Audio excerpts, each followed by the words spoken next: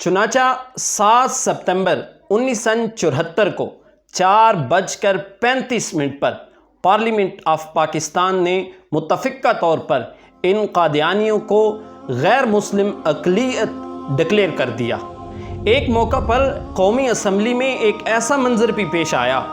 کہ جب قادیانی مرزا ناصر جو ہے وہ اپنے کفری عقائد پر دلائل دے رہا تھا تو ایک عجیب و غریب منظر جو ہے وہ پیش آیا۔ قادیانیوں کی طرف سے حضور نبی مکرم صلی اللہ علیہ وسلم کی جو انہوں نے گستاخیاں کی ہیں، اگر کوئی ایک مومن مسلمان اسے پڑھ لے تو اس کا کلیجہ جو ہے وہ منہ کو آتا ہے۔ بسم اللہ الرحمن الرحیم۔ ما کان محمد ابا احد من رجالکم ولکن رسول اللہ وخاتم النبیین وکان اللہ بکل شیء علیما۔ ناظرین محترم، 7 ستمبر 1974 کو ایک ایسی تاریخ رقم ہوئی کہ جس کی وجہ سے ہر مومن مسلمان کا دل جو ہے وہ خوشی سے جگمگا جاتا ہے۔ ناظرین محترم، حضور اکرم صلی اللہ علیہ وآلہ وسلم اللہ رب العزت کے آخری نبی اور رسول ہیں۔ آپ کے بعد نہ تو کوئی نبی آئے گا اور نہ ہی کوئی رسول آئے گا۔ خاتم النبیین کی جو مہر تھی وہ اللہ رب العزت نے آقا علیہ الصلوۃ والسلام پر لگائی، اور جتنے بھی نبی آئے وہ سارے کے سارے آقا علیہ الصلوۃ والسلام سے پہلے اور حضور کے بعد کوئی نبی اور رسول نہیں آئے گا۔ یہ ہر مومن مسلمان کا عقیدہ ہے، اور عقیدہ ختم نبوت پر اگر کسی کو رتی برابر بھی شک ہو وہ بندہ کبھی بھی مسلمان نہیں ہو سکتا۔ اور اگر آقا علیہ الصلوۃ والسلام کی اس دنیا پر تشریف آوری کے بعد اور حضور اکرم صلی اللہ علیہ وسلم کے اعلان نبوت کے بعد اگر کوئی اعلان کرتا بھی ہے کہ میں نبی ہوں تو وہ جھوٹا ہے، کذاب ہے، وہ نبی نہیں ہے، وہ کافر، وہ مرتد، وہ ذلیل، وہ واجب القتل ہے اگر کوئی نبوت کا دعویٰ کرے گا۔ نبی مکرم صلی اللہ علیہ وسلم نے فرمایا کہ میرے بعد 30 ایسے دجال جھوٹے آئیں گے جو نبوت کا دعویٰ کریں گے، لیکن وہ سارے کے سارے جھوٹے ہوں گی۔ میں اللہ رب العزت کا آخری نبی ہوں اور میرے بعد کوئی نبی نہیں آئے گا۔ لیکن آقا علیہ الصلوۃ والسلام نے فرمایا کہ اتنے نبی آئیں گے، یعنی جھوٹے، کذاب، جو جھوٹ بولیں گے، تو حضور کا وہ فرمان بھی تو سچ ہونا تھا۔ لوگوں نے آ کر نبوت کے دعوے کیے۔ مسلمہ کذاب جیسے لوگوں نے آقا علیہ الصلوۃ والسلام کے دور کے اندر ہی نبوت کا دعویٰ کیا، لیکن حضرت سیدنا صدیق اکبر رضی اللہ تعالی عنہ نے عقیدہ ختم نبوت پر پہرا دیتے ہوئے اس کا کام جو ہے وہ تمام کیا، اور 1200 صحابہ اکرام نے اپنی جان کا نذرانہ پیش کیا، اور حتیٰ کہ 700 صحابہ اکرام تو ایسے تھے جو حفاظ تھے، اور وہ صحابہ اکرام جن کی عمر زیادہ ہو چکی تھی اور بدری صحابہ تھے جنہیں کہا گیا تھا کہ آپ ریسٹ کریں، لیکن جب حضور کی ختم نبوت پر حملہ ہوا تو اس وقت وہ بھی اٹھے اور میدان عمل کے اندر انہوں نے اپنی جان کا نذرانہ پیش کیا۔ تو ناظرین محترم، اسی طرح تاریخ کے مختلف ادوار کے اندر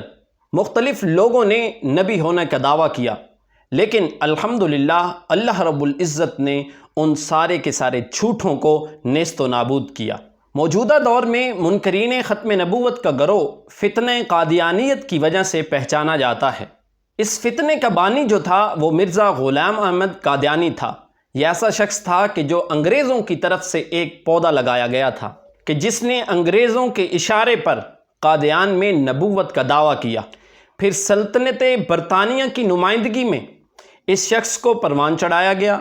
اور اس کے جتنے بھی تعویلات تھیں اور اس کا جتنا کام تھا اس سارے کے سارے کام کو پروموٹ کرنے والے، آگے لوگوں تک پھیلانے والے وہ سلطنت برطانیہ تھی۔ قادیانیوں کی طرف سے حضور نبی مکرم صلی اللہ علیہ وسلم کی جو انہوں نے گستاخیاں کی ہیں، اگر کوئی ایک مومن مسلمان اسے پڑھ لے تو اس کا کلیجہ جو ہے وہ منہ کو آتا ہے۔ کتنی بڑی بڑی انہوں نے بلنڈر کیے ہیں، کتنی بڑی بڑی انہوں نے گستاخیاں کی ہیں۔ ان لوگوں نے قرآن کریم کی تحریف کی۔ انہوں نے ایک ریاست کے اندر ریاست قائم کر رکھی تھی۔ صدر مملکت کو بھی اجازت نہ تھی کہ ان کی ریاست کے اندر وہ قدم رکھے، لیکن علماء نے اس کا ڈٹ کر مقابلہ کیا، لیکن یہ ہر وقت بھاگتا رہتا تھا۔ لیکن بدقسمتی سے ہمارے ہی کچھ لوگ، ملک پاکستان کے کچھ لوگ ان کی پشت پناہی کرتے ہیں اور اسی وجہ سے یہ لوگ چوڑے ہو کر بیٹھ جاتے ہیں۔ 29 مئی 1974 کو روا میں ایک سانحہ پیش آتا ہے کہ جس میں طالب علموں پر ظلم کیا جاتا ہے، اور اس وجہ سے پورے ملک میں ایک شور برپا ہو جاتا ہے، جہاں سے اس تحریک کو تقویت ملتی ہے،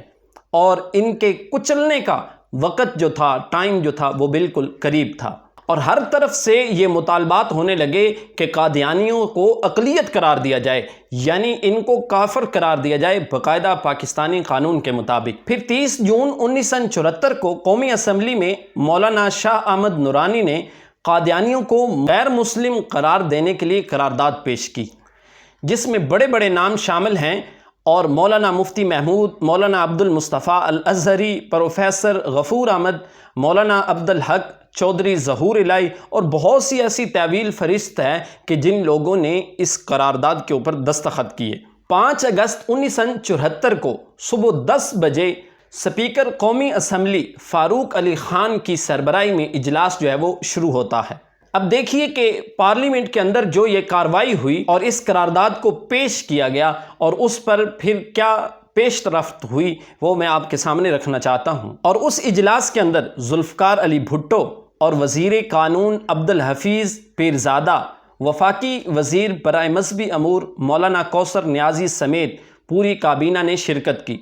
تلاوت قرآن کریم کے بعد قادیانی جماعت کے وفد کو، جس کی سربراہی قادیانیوں کا جو خلیفہ مرزا ناصر کر رہا تھا، اس کو بھی بلایا گیا۔ اسمبلی میں یہ طے پایا کہ کوئی بھی شخص مرزا ناصر سے ڈائریکٹ سوال نہیں کر سکتا، بلکہ وہ اپنا سوال لکھ کر اٹارنی جنرل جو تھا اس کو پیش کریں گے، اور وہ اس مرزا ناصر سے سوال کرے گا۔ اب مرزا ناصر نے کہا کہ پاکستان کے آرٹیکل 20 کے تحت ہر شہری کو مذہبی طور پر آزادی حاصل ہے، اور کوئی کسی کو رکاوٹ نہیں دے سکتا، کوئی کسی کو پابند نہیں کر سکتا۔ اٹارنی جنرل نے مرزا ناصر سے سوال کیا کہ آپ مجھے یہ بتائیں کہ کیا کوئی شخص جو قرآن کی تحریف کرے اور اسلام کے بنیادی ارکان کو بھی نہ مانے اور اسلام کی بنیادوں کو بھی جھنجھوڑے اور خود کو مسلمان کہے، کیا اس پر پابندی نہیں لگانی چاہیے؟ اس پر مرزا ناصر بولا کہ ہمارے پاس یہ حق نہیں کہ ہم کسی کو غیر مسلم کہیں۔ پھر اٹارنی جنرل نے کہا کہ اگر ہمیں حق حاصل نہیں تو پھر آپ کو کیسے حق حاصل ہے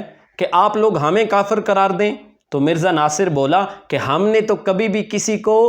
کافر قرار نہیں دیا۔ اب یہ بات کہہ کر مرزا ناصر پھنس چکا تھا۔ کیوں؟ کہ انہی کی کتابوں کے اندر ایسے بہت سارے دلائل کے انبار لگے ہوئے ہیں کہ جنہوں نے مسلمانوں کو کافر قرار دیا ہے۔ اٹارنی جنرل نے پھر اس کو جواب دیا۔ اٹارنی جنرل نے مرزا ناصر کو اس کے دادا مرزا قادیانی، اس کے والد قادیانی خلیفہ مرزا بشیر محمود اور اس کے چچا مرزا بشیر احمد ایم اے کی مندرجہ ذیل تحریریں پڑھ کر سنائی۔ اب وہ تحریریں کون سی تھی؟ وہ تحریر یہ تھی کہ جو بھی میرے مخالف تھے ان کا نام عیسائی اور یہودی اور مشرک رکھا گیا ہے، نزول المسیح، اور پھر آگے حوالہ دیا کہ انہی کی کتابوں سے کہ میری ان کتابوں کو ہر مسلمان محبت کی نظر سے دیکھتا ہے اور اس کے مصارف سے فائدہ اٹھاتا ہے اور میری دعوت کی تصدیق کرتا ہے اور اسے قبول کرتا ہے، مگر کنجریوں یعنی بدکار عورتوں کے اولاد، ان کے جو بچے ہیں وہ میری تصدیق نہیں کرتے۔ یعنی یہ ان کا لکھا ہوا ہے۔ آئینہ کمالات یہ کتاب کا حوالہ ہے کہ جس کے اندر وہ لکھتا ہے کہ جو میری باتوں کو نہیں مانے گا وہ کنجریوں یعنی بدکار عورتوں کے بچے ہیں۔ اور پھر آگے دیکھیے کہ انہی کا عقیدہ ہے کہ خدا تعالیٰ نے میرے پر ظاہر کیا ہے، یعنی یہ مرزا قادیانی کہتا ہے کہ خدا تعالیٰ نے میرے اوپر ظاہر کیا ہے کیا؟ کہ ہر ایک شخص کو جس کو میری دعوت پہنچی ہے اور اس نے مجھے قبول نہیں کیا وہ مسلمان نہیں ہے۔ جب اٹارنی جنرل نے یہ سارے کے سارے دلائل دیے کہ آپ لوگ کہتے ہیں کہ اگر کوئی اس طرح کی تعریف کرے تو ہم اس کو مسلمان یا اس کو غیر مسلم قرار نہیں دیتے، آپ لوگ تو کہہ رہے تھے کہ ہم کسی کو کافر قرار نہیں دیتے، یہ دیکھیے آپ کے بڑوں کی کیا تعلیمات ہیں۔ جب اٹارنی جنرل نے ان سے یہ سارے کی ساری باتیں کہیں تو پھر مرزا ناصر جو تھا وہ پریشان ہوا اور ان سوالوں کا جواب نہ دے سکا۔ پھر ایک موقع پر یعنی پارلیمنٹ کی یہ جو کارروائی چل رہی تھی، ایک موقع پر اٹارنی جنرل جناب یحییٰ صاحب نے پوچھا کہ مرزا ناصر صاحب سے کہ آپ مجھے یہ بتائیں کہ مرزا قادیانی کی کتنی کتابیں ہیں جو انہوں نے لکھی، تو مرزا ناصر نے کہا کہ ان کی تقریباً 80 کے قریب کتابیں ہیں جو اس وقت ساری کی ساری یہاں پر موجود ہیں۔ اب اٹارنی جنرل صاحب نے کہا کہ آپ کہہ رہے ہیں کہ ہمارے پاس قادیانی کی، مرزا قادیانی کی 80 کتابیں موجود ہیں اور وہ ساری کی ساری یہاں پر موجود ہیں، تو آپ کی یہ جو کتابیں ہمیں نظر آ رہی ہیں یہ اتنی ہیں کہ الماری کے 2 شیلف جو ہیں یہ ان کتابوں سے بھریں گے۔ لیکن اس کے برعکس مرزا قادیانی تو کہتا ہے کہ میں نے اتنی کتابیں لکھی ہیں کہ 50 الماریوں میں بھی وہ کتابیں نہیں آئیں گی۔ یعنی مرزا نے جھوٹ بولا کہ میں اتنی بڑی کتابیں لکھی ہیں، اور مرزا ناصر کہتا ہے کہ مرزا قادیانی کی صرف اور صرف 80 کتابیں ہیں اور وہ یہاں پر موجود ہیں، تو یہاں سے بھی وہ شرمندہ ہوا۔ ایک موقع پر قومی اسمبلی میں ایک ایسا منظر بھی پیش آیا کہ جب قادیانی مرزا ناصر جو ہے وہ اپنے کفری عقائد پر دلائل دے رہا تھا، تو ایک عجیب و غریب منظر جو ہے وہ پیش آیا۔ اب وہ منظر کیا تھا کہ جب وہ اپنے کفری عقائد کا دفاع کر رہا تھا، اس پر دلائل دے رہا تھا، تو اچانک ایک پرندہ قومی اسمبلی میں آتا ہے اور وہ پرندہ مرزا ناصر پر آ کر بیٹھ کر جاتا ہے۔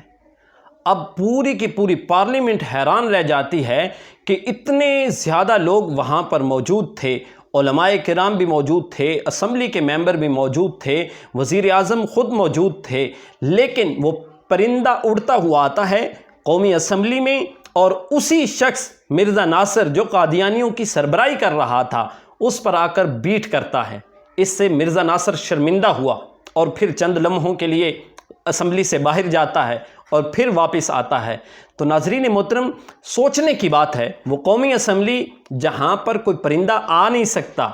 کوئی پرندہ پر نہیں مار سکتا، کہ ایسے اتنے دروازوں سے داخل ہوتا ہوا وہ پرندہ آئے اور قومی اسمبلی میں داخل ہو اور آ کر وہ اس طرح کا کام کرے، تو یہ بھی اللہ رب العزت کی نشانیوں میں سے ایک نشانی تھی کہ اس وقت اس نے اسی شخص کے اوپر جو کفری عقائد پر دلائل دے رہا تھا اور اس کا دفاع کر رہا تھا کہ پرندے نے اس پر آ کر بیٹھ کی۔ پھر دیکھیے کہ یہ ساری کی ساری کارروائی ہوتی ہے، ڈیبیٹ ہوتی ہے، اور قادیانیوں کا یہ مطالبہ تھا 1974 سے لے کر اب تک کہ وہ جو ساری کی ساری ڈیبیٹ تھی اس کو منظر عام پر لایا جائے، اور قادیانی کہتے تھے اگر وہ ساری کی ساری ڈیبیٹ منظر عام پر آ جائے تو اس ملک کے اندر کوئی مسلمان نہیں بچے گا، سارے کے سارے قادیانی ہو جائیں گے۔ لیکن ان کا یہ جو درینہ مطالبہ تھا وہ بھی پورا ہو گیا کہ وہ جب کارروائی سامنے آئی وہ ساری کی ساری کارروائی انہی کو لے ڈوبتی تھی، اور پھر قادیانی کہتے ہیں کہ یہ یک طرفہ فیصلہ تھا، اور اس وقت اسمبلی کے جتنے بھی لوگ تھے وہ سارے شرابی تھے، کبابی تھے۔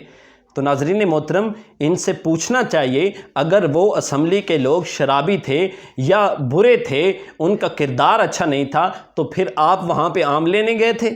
کیوں گئے تھے؟ آپ نے وہاں پر جا کر ڈیبیٹ کیوں کی؟ آپ پہلے کہتے کہ ہم ان لوگوں سے ڈیبیٹ ہی نہیں کرنا چاہتے یا ان کی رائے نہیں لینا چاہتے۔ تو جب اسمبلی میں ڈیبیٹ ہوئی اور پھر یہ ساری کی ساری کارروائی ظاہر ہوتی ہے،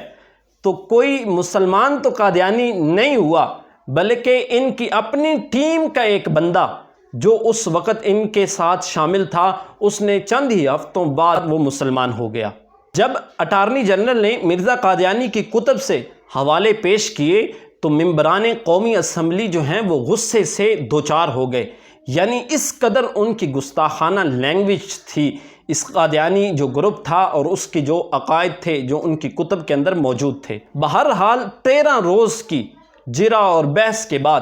مرزا ناصر نے وہ جتنی کی جتنی تعویلات تھی، وہ جتنے سارے کے سارے عقائد تھے، ان کا اعتراف کیا کہ ہاں یہ ہمارے ہی عقیدے ہیں، اور ان کا صرف اعتراف نہیں کیا، مانا نہیں ہے، بلکہ ان کا دفاع بھی کیا۔ پھر 5 اور 6 ستمبر کو اٹارنی جنرل نے یہ ساری کی ساری تفصیلات کو وائنڈ اپ کیا اور پھر لوگوں کے سامنے اس کو تفصیل کے ساتھ مفصل انداز میں بیان کیا، یعنی ارکان اسمبلی کو اس ساری کی ساری تفصیل سے آگاہ کیا۔ چنانچہ 7 ستمبر 1974 کو 4:35 پر پارلیمنٹ آف پاکستان نے متفقہ طور پر ان قادیانیوں کو غیر مسلم اقلیت ڈکلیئر کر دیا، اور ان کے جو دونوں گروپ یعنی روی اور لاہوری دونوں گروپوں کو غیر مسلم اقلیت قرار دے دیا گیا، اور آئین پاکستان کی شق 160(2) اور 260(3) کے اندر اس کو درج بھی کر دیا گیا۔